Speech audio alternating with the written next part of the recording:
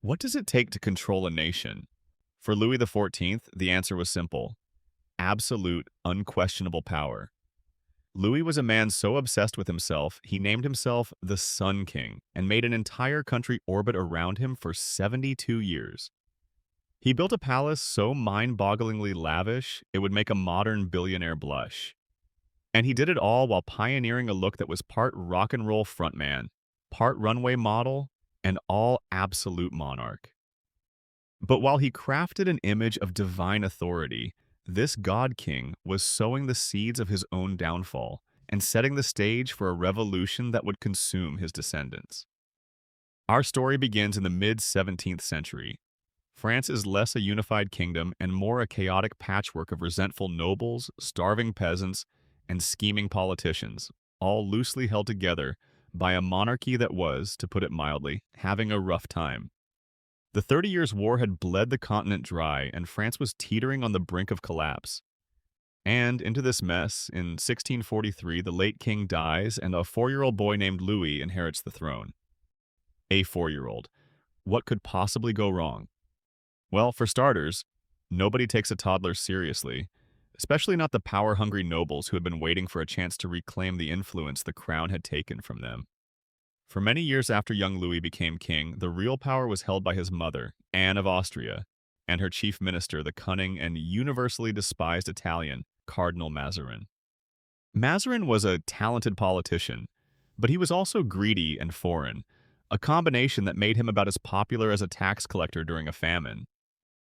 The nobles, seeing a child on the throne and a foreigner pulling the strings, decided this was the ripe time to claw back power from the monarchy. This we call the Fronde, a messy and brutal series of civil wars spanning 5 years from 1648 to 1653. For the young Louis, however, it was a very formative trauma.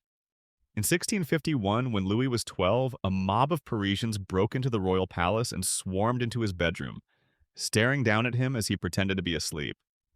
That sort of thing leaves a mark. This childhood trauma forged the two pillars of Louis's entire reign. First, a deep-seated paranoia and hatred of the nobility, and second, an ironclad belief that the only way to prevent chaos was for the king to have absolute, unquestionable power. That way, he would never be at the mercy of a mob again. While Mazarin eventually crushed the rebellion through bribery, cunning, and sheer exhaustion on everyone's part, the iron of resentment had been forged in the young king's soul. He spent his youth playing the part of the carefree heir, chasing women and perfecting his ballet moves.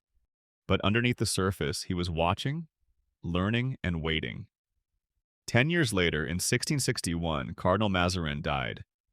The ministers of the government, accustomed to running the show, went to the now 22-year-old king and asked, with a slight air of condescension, to whom they should report from now on. Louis, who until this point was mostly known for his elaborate party planning, looked them dead in the eye and delivered the single most important line of his entire reign. To me. There was a stunned silence. To him? The boy king? The ballet dancer? Surely he was joking. But he wasn't. From that day forward, Louis XIV became his own chief minister. He announced he would rule alone, directly, and without question. The era of scheming cardinals and rebellious nobles was over. The era of the Sun King had begun. And the first order of business? Reminding everyone who was in charge. His first major act was the swift and brutal takedown of his own finance minister, Nicolas Fouquet. Fouquet had made the fatal mistake of building himself a chateau so magnificent it rivaled the king's own palaces. He threw a party to celebrate its completion that was so lavish, so utterly spectacular, it made the king's own festivities look like a potluck. Louis smiled, enjoyed the festivities, and then, a few weeks later, had Fouquet arrested, put on trial for embezzlement, and thrown in prison for the rest of his life. The message was crystal clear. There is only one sun in the sky. Do not dare to outshine the king. Having dealt with any immediate rivals, Louis began his grand project, the complete and total subjugation of the French aristocracy. The Fronde had taught him that powerful nobles with their own regional castles and armies were a threat. He couldn't kill them all, so he devised a far more insidious solution. He decided to build a cage. A beautiful, gilded, luxurious cage from which they would never want to escape. He found the perfect spot. A dreary, swampy hunting lodge his father had used outside of Paris, far from the rebellious mobs of the city. He would call it Versailles, and it was a masterpiece of political theater. Louis poured the wealth of France into transforming this mosquito-infested swampland into the most opulent, awe-inspiring complex the world had ever seen. It was a city unto itself, with manicured gardens that stretched to the horizon, the legendary Hall of Mirrors, so dazzling it was said to blind visitors with its brilliance.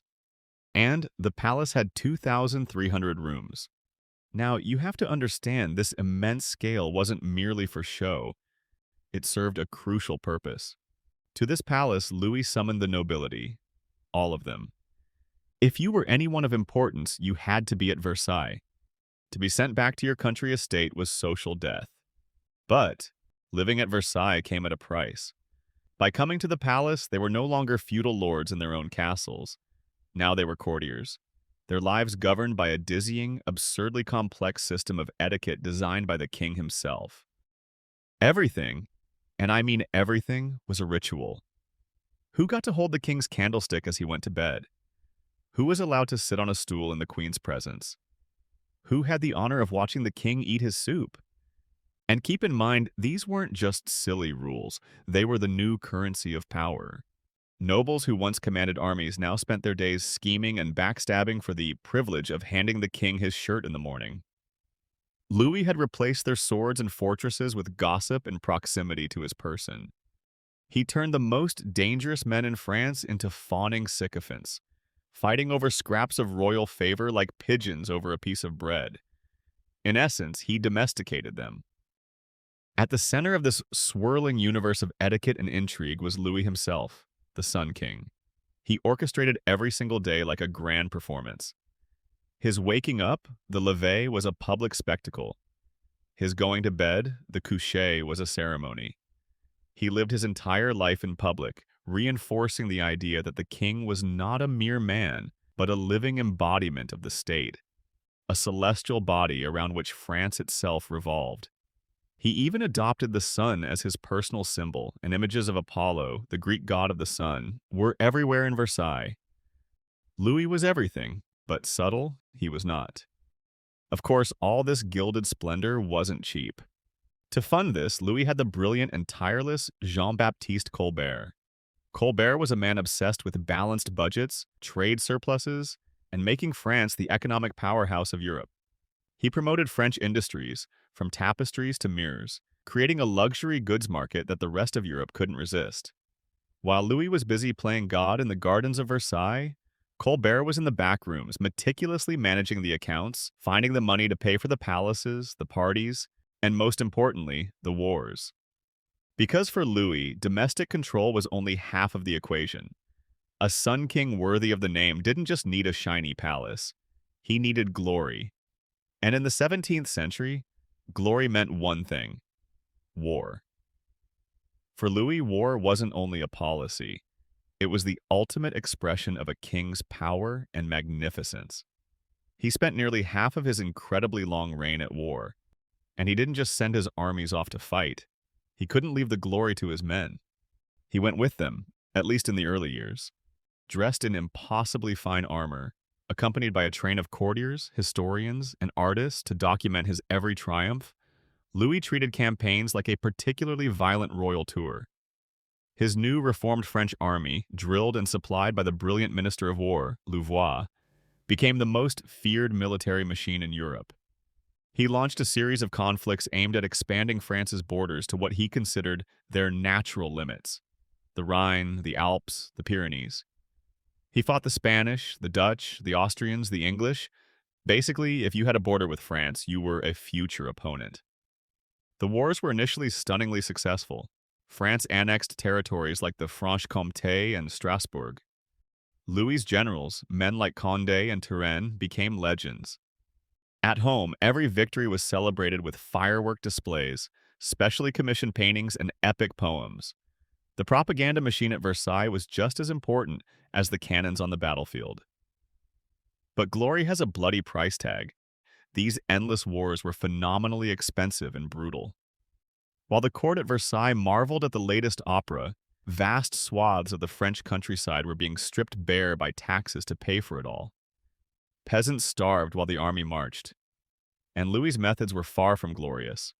In one of his most infamous campaigns, the devastation of the Palatinate in Germany, his armies systematically burned towns, castles, and farms to create a barren wasteland, a defensive buffer.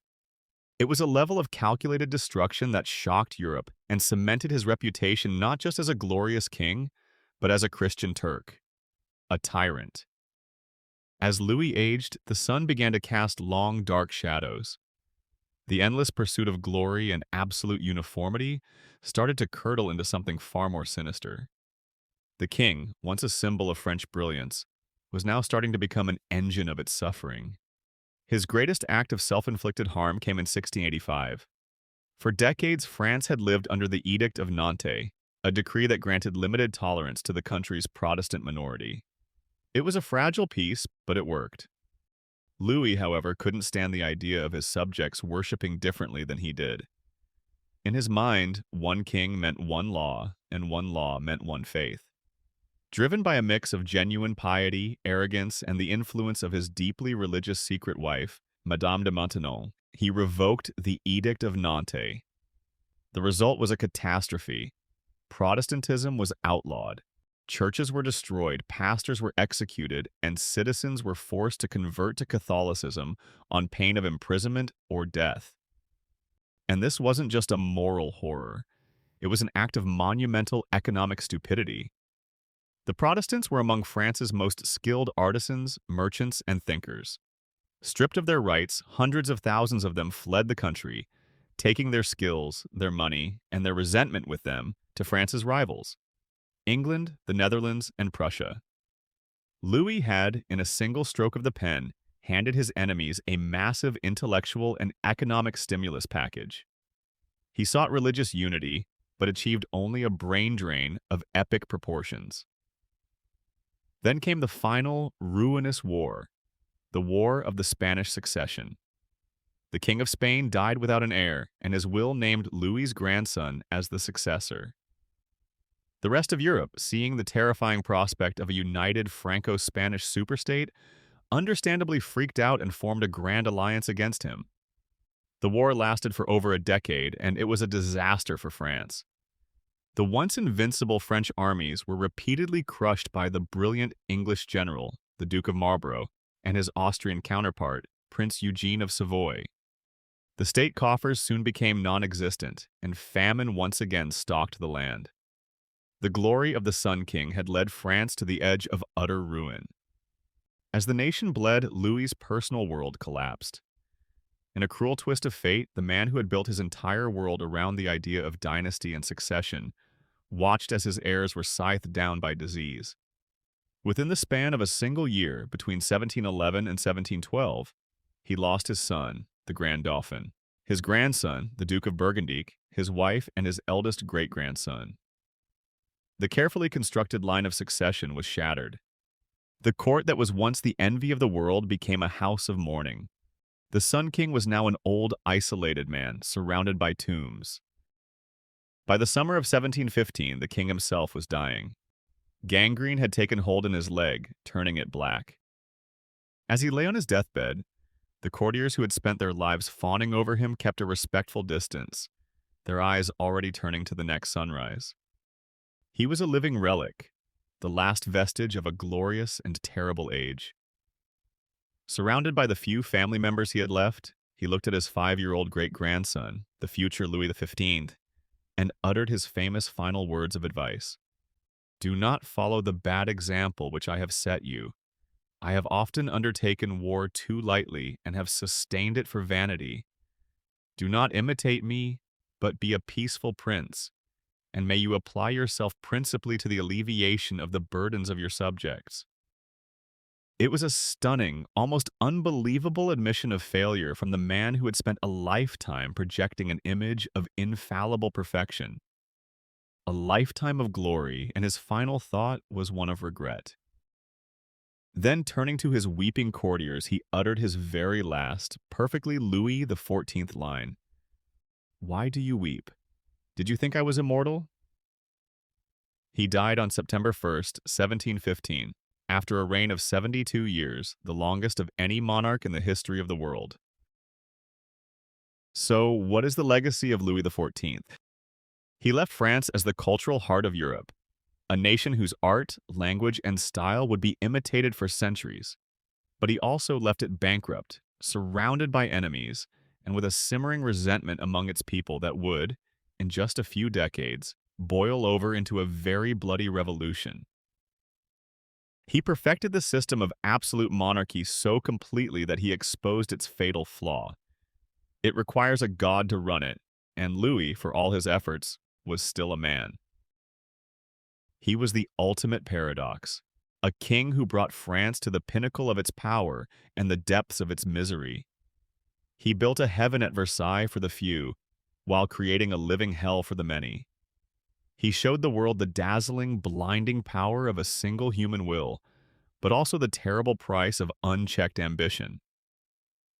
In the end, the man who became the sun discovered that even suns must one day set, and often what they leave behind is not warmth, but a scorched earth. Thanks for watching.